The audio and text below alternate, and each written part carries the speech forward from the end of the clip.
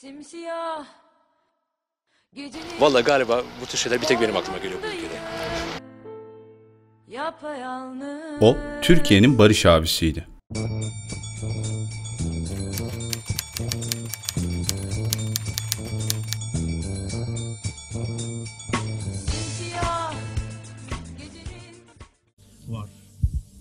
Var her şey var canım. Yani top atan tüccarı malı bunlar, her şey var. Yani kapatıyoruz dükkanı artık, kapatırken ayaküstü 24 tane en özlenen şarkı var. Bir şeyler duymuştu, bir şeyler görmüştü ama anlatmaya çekinmişti.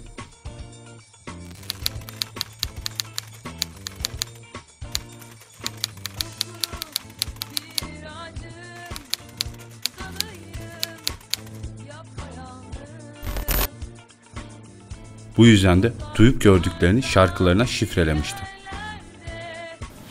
Sizlere Barış abiden bir mesaj getirdim.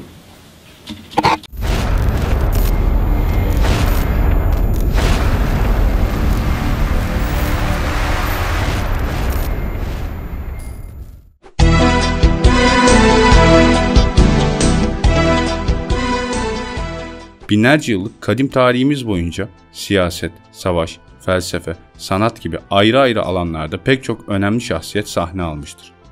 Barış Manço'yu hepsinden ayıran bir özelliği var. Manço adeta Türkiye'nin bir bütününün insana dönüşmüş, vücut bulmuş halidir. Sokakta ufak bir anket yapsak Fatih Sultan Mehmet'i bile sevmeyen binlerce kişiye rastlayabiliriz. Ancak Barış Manço istisnasız herkes tarafından sevile gelmiştir. Sağcısı, solcusu, Müslümanı, ateisti, her fraksiyondan insan ona derin bir sevgi beslemiştir. Bu durumun örneği dünyada gerçekten de yok denecek kadar azdır. Adını Google'a yazıp arattırdığımızda başta Wikipedia olmak üzere pek çok sitede biyografisini ve hakkında çeşitli bilgiler görmek mümkün. Ne yazık ki başta Wikipedia olmak üzere meslek kısmına şarkıcı yazacak kadar cahiller. Buradan hem bu siteleri kınıyorum hem de şarkıcı ve sanatçı arasındaki farkı acilen öğrenmelerini tavsiye ediyorum. Henüz kariyerinin başlarında 1973 yılında 2023 parçasını yayınladı. Fakat şarkı sadece bir şiir içeriyordu. Bu şiirde 2023 yılında olacak önemli olayların kodlandığı söylenmektedir. Aynı zamanda 2024 ve 2025 adında enstrümantal parçaları da vardır. Bu parçalar aynı şekilde sözsüz ama imalarla harmanlanmış melodiler eşliğinde o yılların anlatıldığı sanılmaktadır. 1976-1977 yıllarında 2023 fotoromanını yayınlamıştır. Bu fotoromanda şok edecek bilgiler vardır. Romandaki adı Barış 999'dur. Peki hangi yıl ölmüştü? Elbette 1999'da. Aynı fotoromanda 3. Dünya Savaşı belki de ilk kez gündeme getiriliyordu.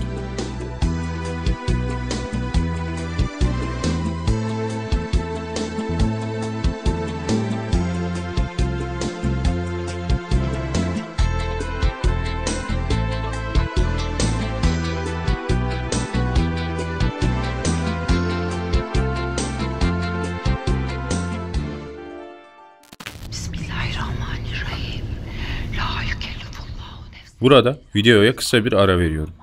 Genel bir eleştiri olarak Türk korku sinemasının bazı kalıpların dışına çıkamadığı biliniyor. Şu an sinemalarda gösterimde olan Cinnet filmi ise bu tabuyu yıkacak türden. Film, eski korkularınız güncelleniyor cümlesiyle bile farklı bir konu vaat ediyor. Gizem, aksiyon, gerilim, bilim kurgu gibi pek çok öğeyi içinde aynı anda barındırıyor. İliklerinize kadar korkmaya hazır olun. Cinnet'i izlemenizi tavsiye ediyorum.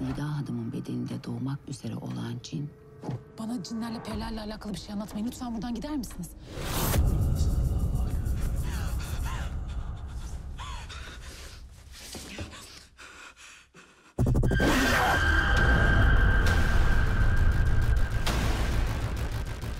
Bunların hiçbiri gerçek değil. Kocamın sapık olmadığını bilecek kadar iyi tanıyorum.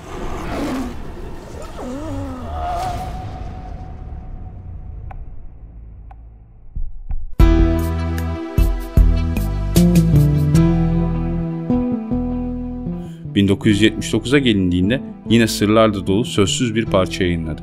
1980'lere geldiğimizde artık televizyon programlarına ağırlık vermişti. Dünyayı gezmeye başlamıştı. Bu programlar büyük bir bilgi kültür programıydı. O dönemler Avrupa ve Amerika'da çoğu insan Türkiye'yi Arabistan'ın bir parçası, Türkleri Arap ve dilimizde Arapça zannediyordu. Aslında bugün bile Avrupa'da ve Amerika'da bu algı kırılmış değildir.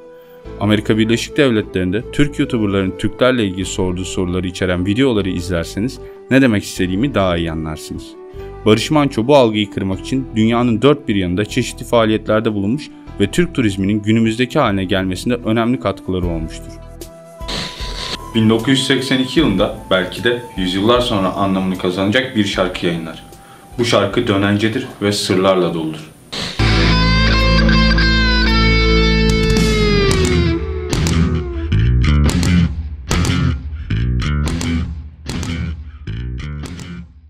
Duyuyorum, görüyorum, bir gün gelecek dönence, biliyorum. Uzaklarda bir yerlerde türküler söyleniyor. Uzaklarda bir şeyler kök salıyor. Şimdi Barış Manço'nun Kayaların Oğlu isimli şarkısına bir göz atalım ve 2023 senesi hakkında neler anlatmak istediğini hep beraber anlamaya çalışalım. Telif sorunlarından dolayı şiir şeklinde sözleri ben okuyacağım. 1923'ün ılık bir Ekim sabahında, kayaların toprağa dikine saplandığı yerde doğduk. Toprak anayla Kaya babanın oğluyum ben. Toprak anam sevgi dolu, bereket dolu. Toprak anam sessiz ama toprak anam dop dolu. Toprak anam, anam, Anadolu. Babamsa sağı solu belli olmaz.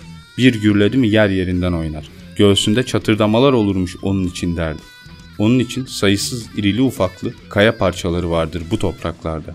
Ve sen benim oğlum ve sen kayaların oğlu.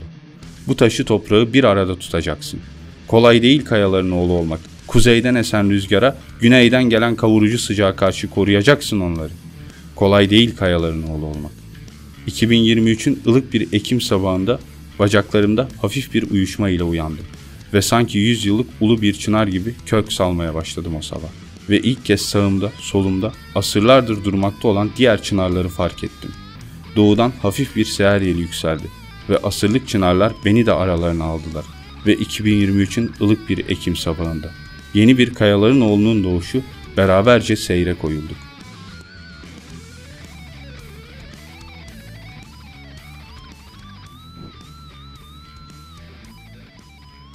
Asma Estefan bu şiiri şu şekilde yorumlamıştır. Bence Kayaların Oğlu ile Cumhuriyet kastediliyor. 1923'te kurulan Cumhuriyet, birilerinin tüm yıkım çabalarına karşın asla yıkılmayacak. Yaralı haline rağmen ayakta kalmayı başarabilecek ve 2023 yılında yine bir Ekim sabahında ayakta kalan 100 yıllık bir çınar misali öyle bir yasal düzenlemeler yapılacak ki bir daha asla zarar görmeyecek şekilde kökleriyle en derine kök salacak. Ayrıca şiirde ülkemize ileride hem kuzeyden hem de güneyden gelecek tehlikelere karşı korunması gerektiği konusunda da uyarı var. Sonra doğuda olacak bir gelişmeden sonra ki muhtemelen bu ekonomik bir gelişme olabilir, belki de yeni bir yeraltı kaynağı keşfedilecek ve ülkemiz ekonomisine ciddi bir katkı sağlayacaktır. Sağımızdaki solumuzdaki diğer ulu çınarlar diye bahsettiği diğer Türk Cumhuriyetleriyle Türkiye'nin birleşmesinden veya çok geniş kapsamlı bir işbirliğine girmesinden bahsediliyor. Kurulacak Türk Birliği'nin başında da Türkiye'nin olacağını öngörüyor. Barış mitolojiye çok meraklıdır. Anadolu'nun antik kültürde Anatolia, anne, Akdeniz ise baba olarak tasvir edilmiştir eski insanlarca.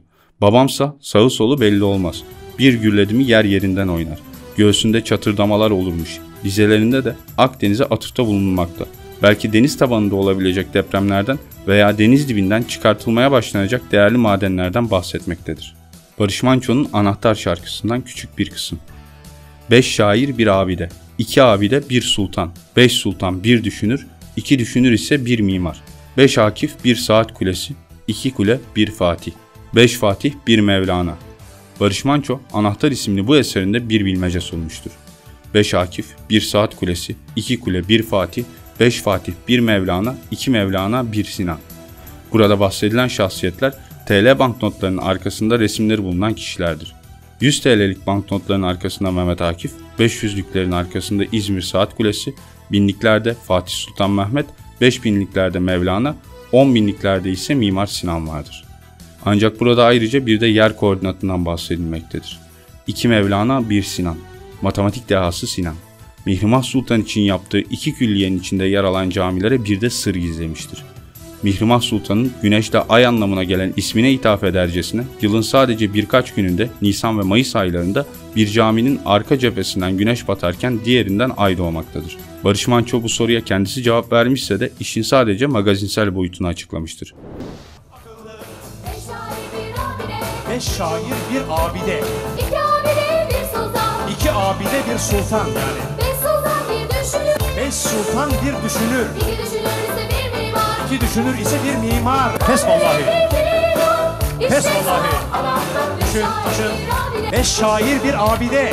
İki abide bir sultan. İki abide eşittir bir sultan. Beş sultan bir düşünür. Beş sultan eşittir bir düşünür. İki düşünür ise bir 100 liraya çeviriyoruz. Kimi görüyoruz? Mehmet Akif Mehmet Ersoy'un, Akif. evet. 5 tane şair bir saat kulesi ediyordu. Burada Evet. İzmir Saat Kulesi'ni Kulesi, görüyoruz. evet. 2 kule bir Fatih'ti. Çeviriyorduk 1000 lirada. Evet. 2 kule bir Fatih, Fatih. ediyor. 5 Fatih bir Mevla, 2 Mevlana. Bir Sinan. Sinan. Bir Sinan diyor. Benim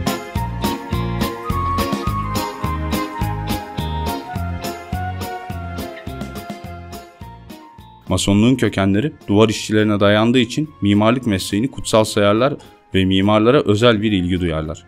Tanrı'yı da evrenin ulu mimarı olarak adlandırırlar. Mimar Sinan şüphesiz ki dünyaya gelmiş geçmiş en önemli mimardır ve Masonların yayın organının adı Mimar Sinan dergisidir. 1920'lerde Mihrimah Sultan Camii restore edilmiştir. Ordinarius Profesör Şevket Aziz Kansu restorasyonu gözlemleyerek şu notları almıştır. Mihrimah Sultan Camii'nin minberinin üzerinde bulunan pencerenin üst kısmına Mimar Sinan tarafından bir yakut yerleştirilmiştir. Bu yakut Nisan ve Mayıs aylarında günün çok kısa bir saatinde güneş ışığını çizgi olarak belli bir noktayı gösterecek şekilde işaret etmektedir. İşaret ettiği noktada ise yer altında kalan Bizans döneminden kalma bir yapının gizli girişi vardır. Restorasyon esnasında bu pencere sökülerek yerine mavi camlı başka bir pencere yerleştirilmiştir. Belki de Masonlar veya başkaca ezoterik yapılanmalar yılın bu belirli günlerinde bahsedilen yapıya girerek bazı ayinler yapmaktadır. Bir de Cacık şarkısına göz atalım. Sözüm meclisten dışarı dostlar. Bugünlerde kendimi hıyar gibi hissediyorum. Hani dilim dilim doğrasalar beni Marmara, Ege, Karadeniz ve hatta Akdeniz cacık olur diyorum. Derdim öylesine büyük ki dostlar, 40'a yarıp yine 40'a bölseler ve 40 bostana gübre diye serpseler 40.000 tane ot biter de 40.000 derde deva olur diyorum. Ne olur bana böyle durup dururken, oğlan aldı başını gitti kız zaten lafımı dinlemezdi. Düğmem kopuk, parçam sökük, oramda buramda çengelli iğneler, bir de çengelli iğne nazar bozar derler. Hanımın çorabı kaçık, başında bigudiler, karabaş bile suratıma bakıp bakıp havlıyor. Övünmek gibi olmasın ama dostlar, kendimi hıyar gibi hissediyorum. Hani ince kıyım doğrasalar beni Akdeniz cacık olur diyorum. Ve hatta Atlas Okyanusu ve hatta Hint Okyanusu ve hatta Büyük Okyanus bile cacık olur diyorum. Böyle cacığa rakı mı dayanır? Çivi çiviyi söker derler. Soğuktan donanı buzla ovarlar. Ben zaten yanmışım dostlar. Peki beni fırına mı koysalar? Zeytin suyuna kuru ekmek böyle gelmiş böyle gidecek. Sizin de gördüğünüz gibi 40 sayısı özellikle defalarca vurgulanmıştır şarkıda. Bir süreden bahsetmektedir. Aynı zamanda şarkının içerisinde matematiksel bir denklem söz konusudur. Şarkıda geçen yerlerde değişik karışıklıklar yaşandığı da inkar edilemez bir gerçek olarak karşımızda durmaktadır. Yine de üzerinde çalışılıp bu şifrelerin çözümlenmesi gerekmektedir. 2023, 2024, 2025 isimli şarkılar pek çok şifre içerir ve bu şarkılar rahmetli Barış Manço'ya söylettirilmiştir.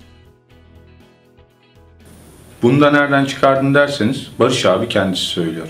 İngilizce olarak yaptığı şarkının adı ise son derece ilginç. 7. Göğün Kadını.